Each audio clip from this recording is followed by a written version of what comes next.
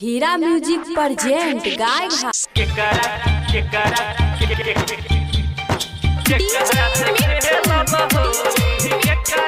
राजा पटसोनी।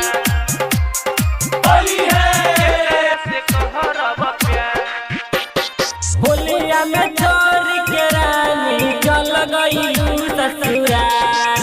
होलिया में छोड़ के रानी चल गई ससुराल। केकरा से खेलम होली केकरा से करम प्यार।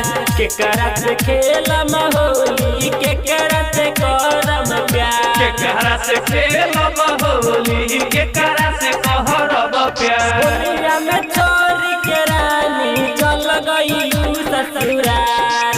होलिया में छोड़ के रानी चल गई ससुराल।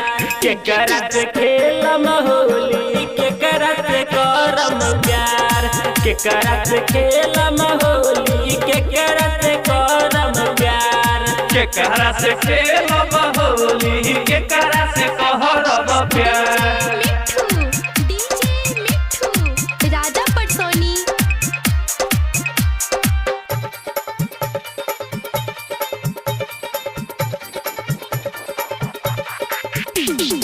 केकरा से खेलब होली केकरा से कहरब प्यार।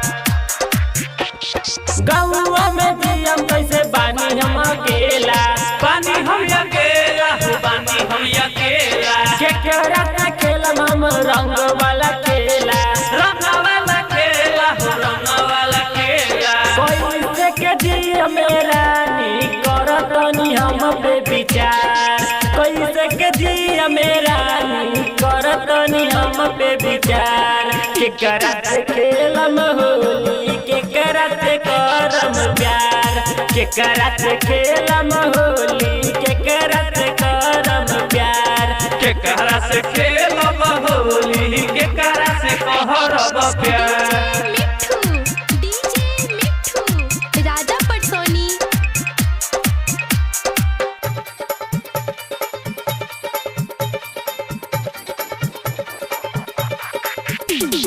केकरा से खेलब होली केकरा से कहरब प्यार।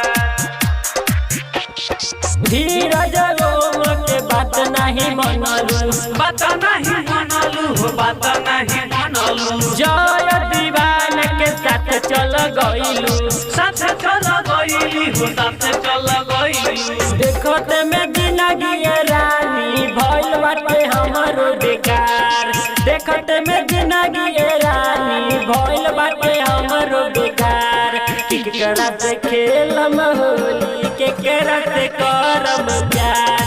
केकरा से खेलम होली केकरा से करम प्यार। केकरा से खेलब होली केकरा से कहरब प्यार। हीरा रिकॉर्डिंग स्टूडियो गाय घाट मुजफ्फरपुर।